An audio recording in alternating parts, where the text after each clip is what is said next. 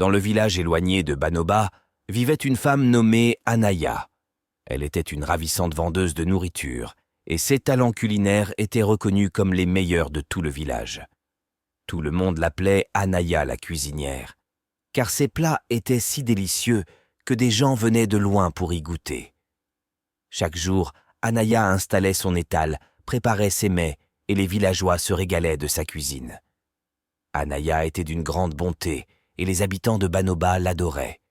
Elle avait une petite fille prénommée Zara, à qui elle tenait énormément. Anaya faisait tout son possible pour rendre Zara heureuse. Cependant, la vie d'Anaya n'avait pas toujours été facile. Lorsqu'elle était enceinte de Zara, un événement tragique s'était produit. Son mari, le père de Zara, était décédé. Anaya s'était retrouvée seule pour élever sa fille. Malgré l'absence d'aide, Anaya n'avait jamais baissé les bras. Chaque jour, elle travaillait sans relâche, cuisinant et vendant de la nourriture pour subvenir aux besoins de Zara. L'amour qu'elle portait à sa fille surpassait tout. Les villageois voyaient combien elle travaillait dur et la respectaient pour cela. Sa nouvelle vie était loin d'être simple, mais Anaya ne se plaignait jamais. Elle souriait et prenait soin de Zara du mieux qu'elle pouvait. Les deux étaient inséparables, comme les meilleurs amis. Leur vie, bien que modeste, était remplie de bonheur, et rien ne semblait pouvoir briser l'amour qui les unissait. Mais un jour, un terrible événement secoua le village de Banoba. Un jeune homme, vigoureux et bien portant, vint manger au stand d'Anaya. Il était bien connu de tous et, comme beaucoup d'autres, il adorait la cuisine d'Anaya. Après avoir savouré son repas, il s'en alla le sourire aux lèvres. Mais plus tard dans la journée, le jeune homme commença à se sentir très mal. Sa famille se rassembla autour de lui pour l'aider, mais il se mit à vomir du sang, un signe funeste dans le village de Banoba. Malheureusement, le jeune homme succomba à son mal, plongeant le village dans la stupeur. La nouvelle se répandit rapidement, et les murmures s'amplifièrent. Anaya l'a empoisonné. La colère des villageois monta rapidement. Comment une femme aussi aimée, en qui ils avaient placé tant de confiance, aurait-elle pu commettre une telle atrocité? Aveuglés par leur rage, ils ne prirent pas le temps de réfléchir. Une foule en furie se rassembla devant le stand d'Anaya, criant « Meurtrière! Empoisonneuse !» Ils ne lui laissèrent pas l'opportunité de s'expliquer, leur colère était trop intense. Dans leur frénésie, ils ramassèrent des pierres et lapidèrent Anaya jusqu'à ce qu'elle s'effondre sans vie.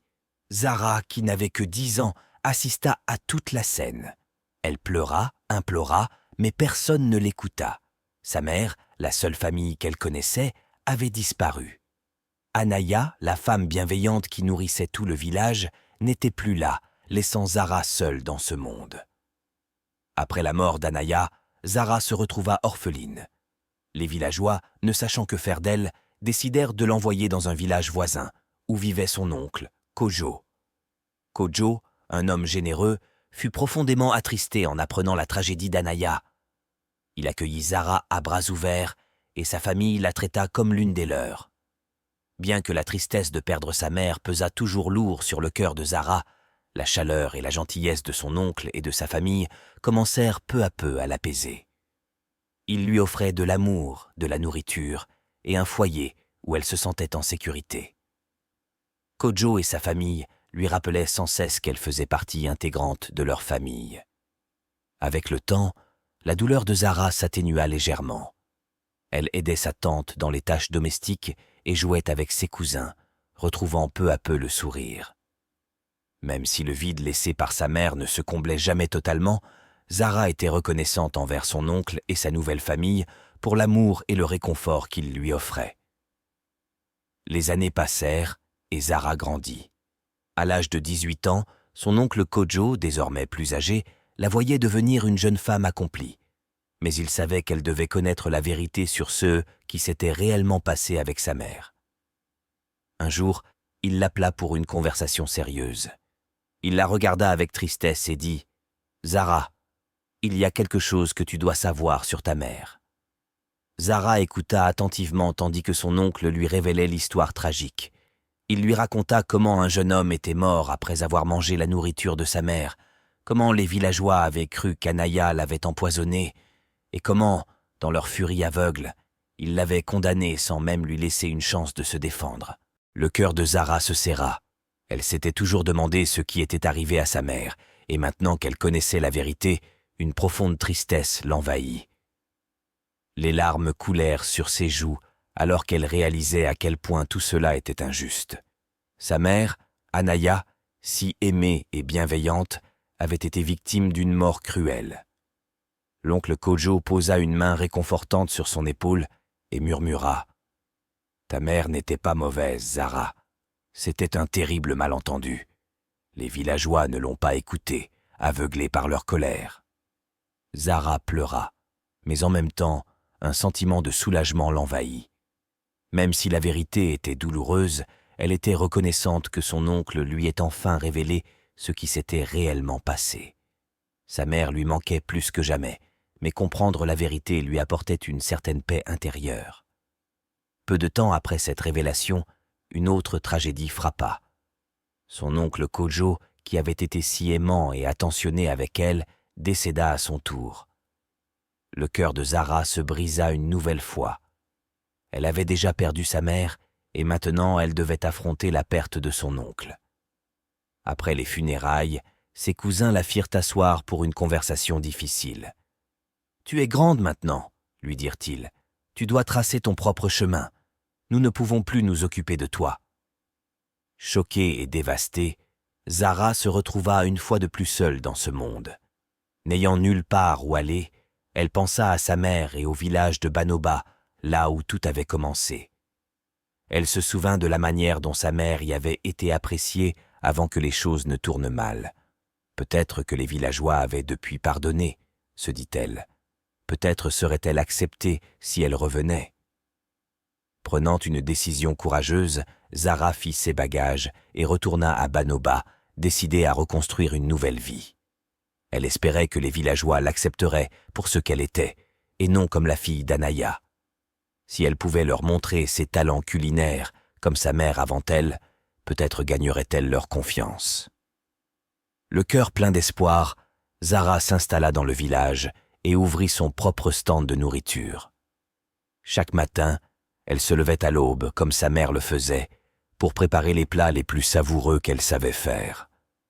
Mais au fil des jours, personne ne venait. Les villageois passaient devant son étal sans un regard, murmurant entre eux. Le souvenir de la tragédie était encore présent, et la méfiance persistait. Jour après jour, Zara cuisinait, attendant patiemment que quelqu'un ose goûter sa nourriture. Mais les villageois évitaient son étal, craignant toujours qu'elle ne soit comme sa mère. Malgré ses efforts et son désespoir croissant, Zara persévéra. Elle croyait encore que tôt ou tard, quelqu'un lui donnerait une chance. Mais chaque soir, elle rentrait chez elle le cœur lourd et la nourriture intacte. 6 efforts semblaient vains, et la solitude devenait insupportable. Un soir, alors qu'elle rentrait après une autre journée infructueuse, des larmes silencieuses coulèrent sur ses joues. Son esprit était envahi par le désespoir. C'est alors qu'une vieille femme apparut soudain sur son chemin. Petite et voûtée, ses yeux brillaient avec une intensité étrange. Zara ne la reconnaissait pas, mais quelque chose en elle lui donnait la chair de poule. Ce n'était pas une vieille femme ordinaire, c'était une sorcière. La sorcière sourit d'un air sinistre et demanda d'une voix douce mais inquiétante. « Pourquoi pleures-tu, mon enfant ?» Zara hésita. Elle ne savait pas si elle devait répondre, mais le poids de la tristesse la poussa à parler. « Personne n'achète ma nourriture, » murmura-t-elle. « Ils se souviennent de ma mère, et ils pensent que je suis comme elle. » La sorcière hocha lentement la tête, comme si elle comprenait déjà tout. « Ah, ta mère, Anaya. Oui, les villageois la craignent encore, n'est-ce pas? Mais ce n'est pas seulement la peur qui les tient éloignés de toi, mon enfant. » Zara fronça les sourcils, perplexe. « Que voulez-vous dire? Je fais de mon mieux. Je cuisine comme ma mère. » Le sourire de la sorcière s'élargit, révélant des dents jaunies et tordues. « Ce n'est pas une question de goût, ma chère, » répondit-elle d'une voix mielleuse mais pleine de mystère. Il y avait quelque chose que Zara devait ajouter à sa nourriture pour attirer les villageois, un ingrédient spécial. Elle dévisagea la vieille femme, mal à l'aise. « Qu'est-ce que c'est » demanda-t-elle, malgré son hésitation. La sorcière se pencha plus près, ses yeux pétillants dans l'obscurité. « Tes cheveux » murmura-t-elle. « Utilise-les pour préparer tes plats. » Puis elle fouilla dans sa robe en lambeaux, sortant une petite calebasse. « Mélange un peu de cette poudre noire à tes recettes. » Le cœur de Zara se serra, horrifié par cette idée. « Non, c'est dégoûtant! Je ne peux pas faire ça !» La sorcière éclata de rire, un son froid et acerbe. « Ta mère pensait la même chose, et regarde où cela l'a menée. » Zara, confuse, chercha à comprendre. « Tout le monde dit que ma mère a empoisonné ce jeune homme. » La sorcière, maintenant sérieuse, lui répondit « Ta mère n'a tué personne. C'était nous, les sorcières, qui avons causé sa chute. »« Pourquoi ?» s'écria Zara, le cœur battant. « Ma mère était innocente. » La sorcière approcha son visage, sa voix devenant aiguë. « Elle a refusé de nous rejoindre. Nous lui avons demandé, mais elle pensait pouvoir vivre sans nous. Nous avons dû lui donner une leçon, et elle en a payé le prix. » Zara se sentit mal. Sa mère était morte à cause de son refus de céder aux sorcières. La colère et le chagrin se mêlèrent dans son cœur. « C'est vous qui l'avez tué, » murmura-t-elle, la voix tremblante. La sorcière, amusée, acquiesça. « Oui, et maintenant c'est à toi de choisir. Suivras-tu les traces de ta mère ou feras-tu ce qu'il faut pour survivre ?» La peur s'empara de Zara. Était-ce cela, la raison pour laquelle personne ne lui achetait de nourriture? La sorcière tendit la calebasse vers elle. « Si tu veux attirer les villageois, tu dois utiliser cette poudre et tes cheveux dans tes plats. »« Non, je ne peux pas !» s'écria-t-elle. « C'est horrible !» La sorcière, le sourire cruel, insista. « Ta mère pensait comme toi, et regarde où cela l'a menée. » Zara regarda la calebasse, le cœur lourd. Les mots de la sorcière résonnaient dans son esprit. C'était peut-être sa seule chance de se libérer du fardeau de sa mère. La sorcière se détourna et commença à disparaître dans l'ombre. « Réfléchis bien, Zara. Ta vie en dépend. » Zara se tenait là, seule dans la nuit, la calebasse pesant lourdement dans ses mains. Pouvait-elle vraiment faire ce que la sorcière proposait? Cela valait-il le risque de devenir ce qu'elle craignait le plus? Cette nuit-là, elle ne trouva pas le sommeil. Les paroles de la sorcière tourbillonnaient dans son esprit. Sa mère avait défié les sorcières et avait perdu la vie. Zara ne voulait pas répéter cette erreur, mais l'idée de commettre un acte aussi ignoble lui retournait l'estomac. Elle se promenait dans sa petite chambre, fixant la calebasse, réfléchissant à la bravoure de sa mère, Anaya, qui avait choisi de rester fidèle à ses principes. Qu'est-ce que cela lui avait apporté? Une fin tragique, accusée d'un crime qu'elle n'avait pas commis. Zara se retrouvait à un carrefour, prise au piège entre l'honneur et la survie. Que choisirait-elle? Finalement, alors que les premières lueurs de l'aube commençaient à se faufiler à travers sa fenêtre, Zara prit sa décision. Elle ne pouvait plus vivre ainsi, sans que personne n'achète sa nourriture, avec les murmures des villageois qui la hantaient à chaque pas. Si suivre les conseils de la sorcière était le seul moyen de survivre, alors elle le ferait. Le lendemain matin, Zara se rendit à son stand comme d'habitude. Elle prépara la nourriture, mais cette fois, elle fit quelque chose qu'elle n'aurait jamais cru pouvoir faire. Elle prit ses poils pubiens, comme la sorcière l'avait dit, et les utilisa pour nettoyer la nourriture. 16 mains tremblaient, mais elle se força à continuer. Ensuite, elle ouvrit la calebasse et versa un tout petit peu de substance noire dans le pot. Son cœur battait à tout rompre alors qu'elle remuait la nourriture, espérant que personne ne découvrirait jamais ce qu'elle avait fait. Elle était remplie de honte, mais elle mit ses sentiments de côté, déterminée à voir ce qui allait se passer. Lorsque Zara ouvrit son stand, ce jour-là, elle était nerveuse. Est-ce que quelqu'un viendrait? La nourriture aurait-elle un goût différent? Les villageois sauraient-ils d'une manière ou d'une autre ce qu'elle avait fait? Mais à sa grande surprise, quelque chose d'extraordinaire s'est produit. Un à un, les gens commencèrent à s'approcher de son stand. Au début, il ne s'agissait que de quelques villageois curieux, et puis de plus en plus arrivèrent. Ils lui demandèrent des bols de nourriture. Zara les servit, les regardant avec incrédulité pendant qu'ils mangeaient et souriaient. « C'est délicieux, dit un homme. « Je n'ai pas goûté de nourriture aussi bonne depuis longtemps, ajouta une autre femme. Les villageois, qui l'avaient autrefois évité, ne pouvaient plus se lasser de sa cuisine. À la fin de la journée, Zara avait tout vendu. 6 casseroles étaient vides, et son stand était entouré de gens qui parlaient de la qualité de sa nourriture. La nouvelle se répandit rapidement et bientôt, tout le monde dans le village parlait des délicieux repas de Zara. Zara n'arrivait pas à y croire. Pour la première fois depuis son retour au village d'Ibadan, elle ressentit une lueur d'espoir. L'étrange conseil de la sorcière avait fonctionné et le stand de Zara était rempli de clients. Elle avait fait quelque chose qu'elle n'aurait jamais imaginé, mais cela lui avait valu le succès. Alors que le soleil se couchait et que Zara rangeait son stand, elle réfléchit à son choix.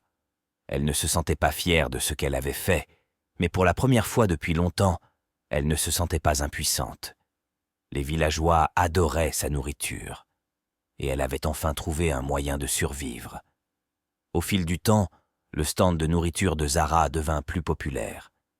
Ce qui avait commencé comme une petite opération était rapidement devenu l'endroit le plus fréquenté de tout le village. Les gens des villes et villages voisins commencèrent à se rendre à Ibadan juste pour goûter la célèbre cuisine de Zara. Sa nourriture était devenue quelque chose de spécial. Tout le monde en parlait et les gens n'en avaient jamais assez. En un an, Zara était devenu le vendeur de produits alimentaires le plus prospère, non seulement à Ibadan, mais également dans les environs. Avec tout l'argent qu'elle avait gagné, elle se construisit une grande et belle maison, l'une des plus belles du village. C'était tellement grand que tous ceux qui passaient s'arrêteraient et regarderaient. La maison était grandiose, avec des murs solides et des fenêtres brillantes, et elle était le symbole du succès de Zara. Mais même si les affaires de Zara se développaient, elle ne laissait jamais personne d'autre cuisiner la nourriture.